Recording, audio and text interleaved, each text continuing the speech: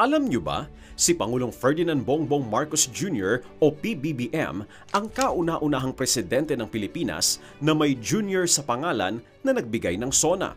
Siya ang ika-17 Pangulo ng Pilipinas at ikalawa mula sa Ilocos Norte, kasunod ng kanyang ama, si dating Pangulong Ferdinand Marcos Sr. Isa rin siya sa 3 anak ng dating presidente na nahalal din bilang Pangulo. Una, si Gloria Macapagal Arroyo, anak ni Diosdado Macapagal. Pangalawa, si Noynoy Aquino, anak ni Cory Aquino. At ngayon, si Bongbong Marcos Jr., anak ni Marcos Sr.